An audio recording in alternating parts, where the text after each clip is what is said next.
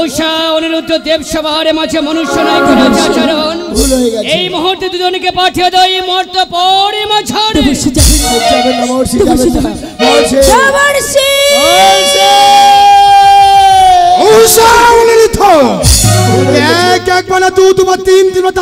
সবার মাঝে দূরে তাকিয়ে তাকে এক এক করে দেবতার কেমন নিজের পরিত্যাগ করছে।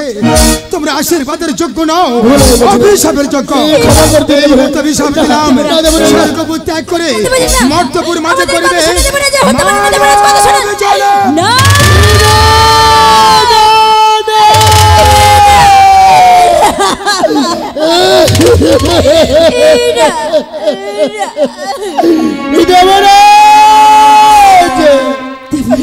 একই শাস্তি দিলেন আপনি আমাদের, একই শাস্তি আপনি আমাদের দিলেন। আমরা স্বীকার করছি আমাদের ভুল হয়েছে, কিন্তু একটা ভুলের জন্য অভিশাপ দিয়ে পাঠিয়ে দিলেন এই মর্তধামে। এই অভিশাপ আপনি ফিরিয়ে নিন, এই অভিশাপ আপনি ফিরিয়ে নিন। শান্ত হও পুত্র, শান্ত হও। অভিশাপ দিয়েছি ফিরে নিতে পারবো না পুত্র। অভিশাপ যদি মরিবাক্য লঙ্ঘন হয়ে যাবে, বই মূর্ত পূরণ ব্যর্থ হয়ে যাবে। এ বাক্য কোনোদিন লঙ্ঘন হতে পারে না।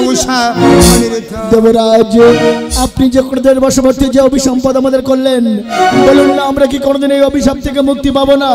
আর কি কোনোদিন ফিরে আসতে পারবো না এই স্বর্গপুর মাঝে? বলুন না। এ ভাবো না ভাবি না, আমি ওদের বশবর্তী উৎসাহের অভিসম্পন্ন করলাম এই স্বর্গপুর মাঝে। ওদের নিয়ে কি করি এখন? চিন্তা এই উষা অনুরোধকে তুলে দাও আমার হস্তে। কেন? নিয়ে যাও মর্তের বুকে করাবো মানব জনম।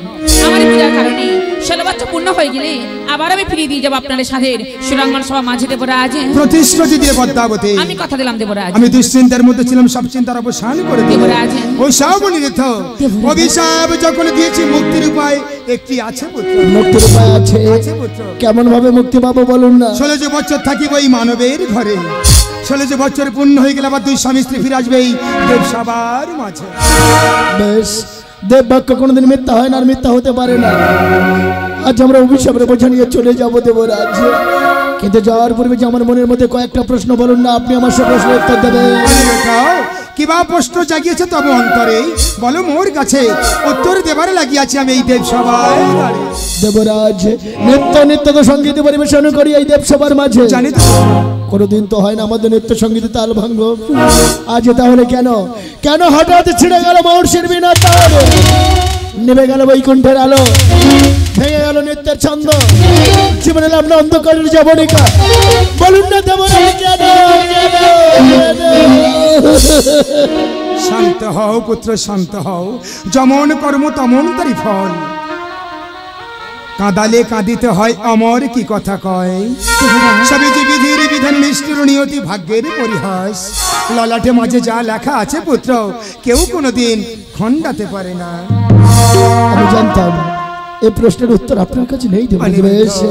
আজ ভাগ্যের পরিহাস মেনে নিয়ে আমরা সারা জন্মের মধ্যে চলে যাব। আপনার সমস্ত দেবতা আমাদেরকে আশীর্বাদ করুন, অভিসম্পদ জীবন থেকে মুক্ত হয়ে আবার যেন ফিরে আসতে পারি এই স্বর্গপুর মাঝে। প্রণাম লাগো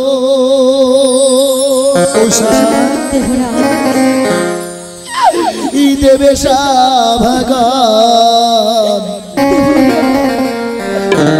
আমরা যাব মর্ত ধামে।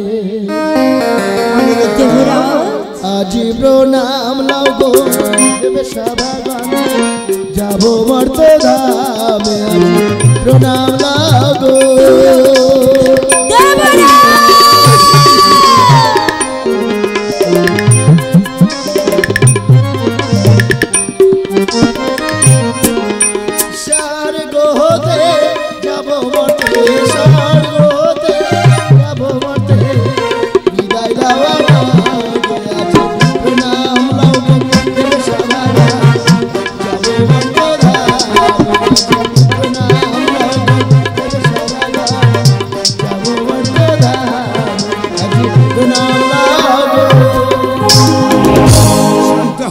শান্ত হও। দুঃখ লাগে তোরে, দুঃখ লাগে মরে, মনে কিছুতে বিধানে মর্তপুর মাঝে এক অভিশাপী নিয়ে মায়ের সঙ্গে যাচ্ছে ওই মর্তপুর মাঝে। জননী যে একা করিবে নত মস্তকে করিবে পালন পুত্র, প্রতিশ্রুতি দাও। আমি কথা দিলাম আজ মায়ের হাত ধরে স্বর্গপুর থেকে যাচ্ছে সেই মর্তধামে। মা যখন যজ্ঞা করবে না তোমাস্তকে করিব পালন, মায়ের কথার অবাধ্য হব না, এই আমি প্রতিশ্রুতি দিলাম দেবরাজ। আমিও প্রতিশ্রুতি দিলাম উষা অমনিত, তোমরা যতদিন আমি দেব সবার মাঝে ততদিন নিত্যকে থেকে থাকিবে আদার। বিদায় দেবরাজ।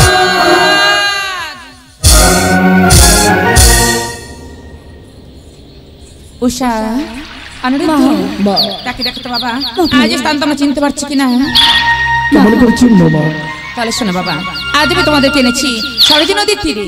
মা, কিন্তু কেন মা আমাদের এখানে কেন নিয়ে এসেছো? তাহলে তাকে দেখো অনিরুদ্ধ, তোমাদের সম্মুখে এই মুহূর্তে আমি করলাম কেমন মায়া অগ্নি প্রজ্বলিত।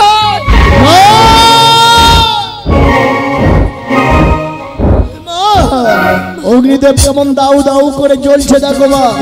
এই নির্জন নিরালা নদীর তীরে কেন তুমি অগ্নি সৃজন করলে মা? বলো না তুমি কেন অগ্নি সৃজন করলে মা? আজ এই অগ্নিকুণ্ড মাঝে করবে তোমাদের প্রাণ বিসর্জন।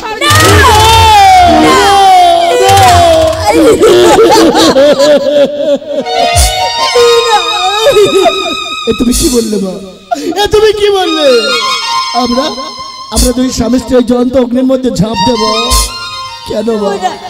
এমন কি অপরাধ করেছিলাম যার জন্য ছলে বলে কৌশলে স্বর্গপুর থেকে আনলে এই মন্ত্রণামে মা?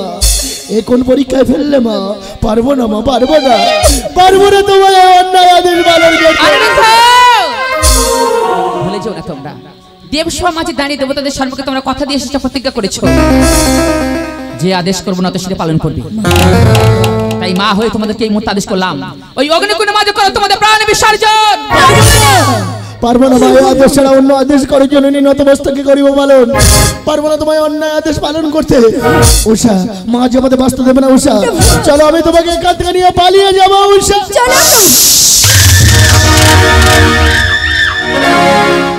কোথায় পালিয়ে যাবো অনিরুদ্ধ? ফিরে যাবার সমস্ত রাস্তা আমি একে করে বন্ধ করে এসেছি। দেবতাদের একটি অভিশাপের বোঝা নিয়ে এসেছে সর্বত মর্তধাম মাঝে। আর আমার আদেশ যদি অমান্য করো তাহলে অভিশাপ দিয়ে পাঠাবো সেই জমের দুয়ারে। আমাদের কেন অভিশাপ দিও না মা? কি বললে মাম? তোমার কথা মতো যদি না প্রাণ বিসর্জন করি তো পুনরায় দেবে তুমি অভিশাপ? না না না না না না, আমাদের কেন অভিশাপ দিও না মা। অভিশাপে অভিশাপে জীবনটা জর্জরিত হয়ে যায় মা। পুনরায় যদি তুমি দাও অভিশাপ, সে অভিশাপের বোঝা আমরা বইতে পারবো না মা। বেশ, ক্ষণকাল করো অপেক্ষা মা। দেব আমরা প্রাণ বিসর্জন করে আমরা উষাকে বুঝিয়ে বলার মতো এতটুকু সুযোগ তুমি আমায় দাও মা। তাহলে শোনো অনিরুদ্ধ, স্বর্গধাম মাঝে হয়েছিল তোমরা সতী, যে কতটুকু করেছো সতীত্ব রক্ষা তারই পরীক্ষা লবা বলে করিয়াছে অগ্নির আয়োজন। তাছাড়া নবজীবন পেতে হলে আমার আদেশ মতো ওই অগ্নিকুণ্ড মাঝে করো তোমাদের প্রাণ বিসর্জন। কে চাই নবজীবন? কে চাই নবজীবন মা? আমি তো এই জন্মে আমার উষাকে নামে বাঁচতে চেয়েছিলাম মা, সে সুযোগ তুমি আমায় দিলে না মা। পরীক্ষা কি পরীক্ষা দেবো তোমায় মা? আজ আমরা জীবন যুদ্ধের পরীক্ষা যে হেরে বসে আছি মা। উষা, উষা তুমি কাঁদছো? দুঃখ করো না, কষ্ট পেও না উষা। এই অভিশাপ জীবন নিয়ে বেঁচে থেকে কি লাভ? এসো না গো, আজ আমরা দুই স্বামী স্ত্রী মিলে হাসতে হাসতে জ্বলন্ত অগ্নির মধ্যে দিয়ে প্রাণ বিসর্জন করে। না প্রভু না, আজ তুমি এমন করে বলো না প্রভু। তুমি হয়তো জানো না গো, আমার নিজের জীবনের থেকে বেশি আমি তোমাকে ভালোবাসি প্রভু। আজ তুমি এমন করে বলো না প্রভু, বলো না। আচ্ছা উষা বলতে পারো, ওই ঈশ্বরের কাছে আমরা এমন কি অপরাধ করেছিলাম? আমাদের ছিল ছোট্ট একটা ভালোবাসার সংসার, সেই সংসারে ছিলাম মাত্র দুটি প্রাণী, তুমি আর আমি ব্যস্ত সুখেই ছিলাম উষা। কিন্তু নিয়তিকে পরিহাস দেখো, অত সুখ যে আমাদের কপালে সইল না গো। কোথাও কিছু দেখা গেল না, হঠাৎ দেখা গেল কাল বৈশাখীর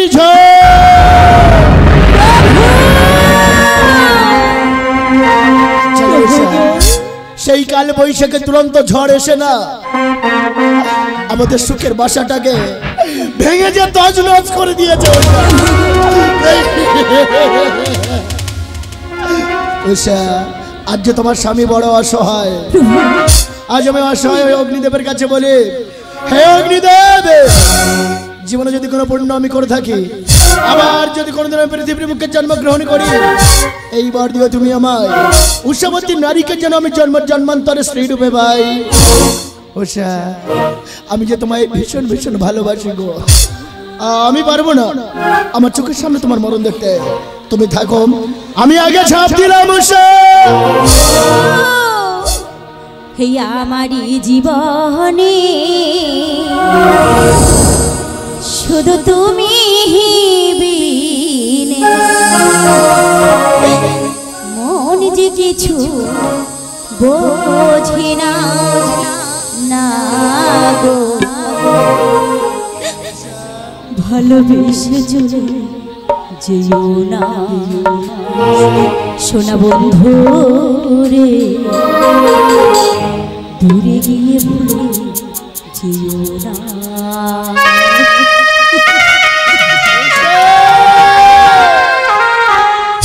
আমারই জীবনে শুধু তুমি বিনে, মন যে কিছু বোঝে না না, ভালোবেসে চলে যেও না, ও দূরে গিয়ে যেও না।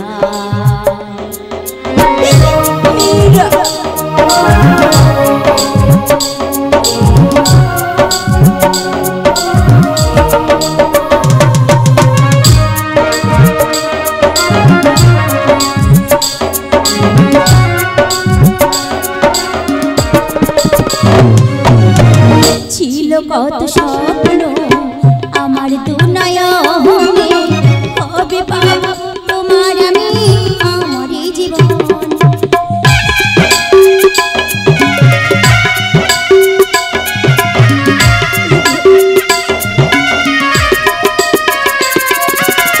ছিল কত স্বপ্ন আমার দুনয়নে, কবে পাবো তোমার আমি আমারই জীবন। সাথে হারা সঙ্গী সাথে হারা সঙ্গী ভালোবাসি তোমারে, ভুলে বুঝো না তুমি আমার সোনা বন্ধু রে, ভুলে বুঝো না তুমি আমার।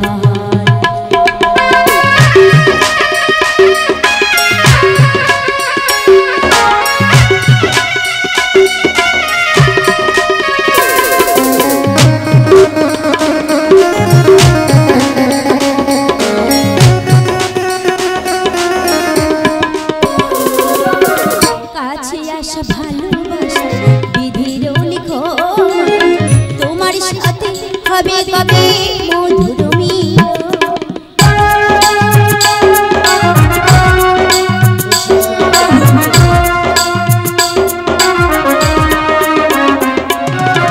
কাছে আসা ভালোবাসা বিধির লিখন, তোমার সাথে হবে কবে মধুর মিলন। বুকের মাঝে তো শিহরণ, বুকের মাঝে তো শিহরণ, নিভাবো কি গো ভুলে বুঝো না তুমি আমার সোনা বন্ধু রে, ভুলে বুঝো না তুমি আমার। আমারই জীবনে শুধু তুমি বিনে, মন যে কিছু বোঝে না না গো, ভালোবেসে চলে সোনা বন্ধু রে, ভালোবেসে চলে না, ওই দূরে গিয়ে ভুলে যেও না। আমাদের প্রাণের বিসর্জন দেবো না উষা, তুমি ক্ষণকাল করো অপেক্ষা। আমি মায়ের দুটো চরণ বন্দনা করে অনুরোধ করে প্রাণ ভিক্ষা চাইব। মা নিশ্চয়ই দয়া করবে, মা নিশ্চয়ই আমাদের বাঁচতে দেবে। উষা, তুমি এখানে দাঁড়াও। মা দয়া করো, মা আমাদের বাঁচতে দাও, মা তুমি আমাদের প্রাণ ভিক্ষা দাও। মা আজ তুমি কেন বুঝতে পারছো না? মাঝে পাষাণ হয়ে গেছে প্রভু। পাষাণ না হলে আমাদের বলতে পারতে না অগ্নির মধ্যে প্রাণী বিসর্জন দিতে প্রভু। তাই বলছি তুমি থাকো, এই অগ্নির মধ্যে আমার প্রাণটা আমি বিসর্জন দিয়া।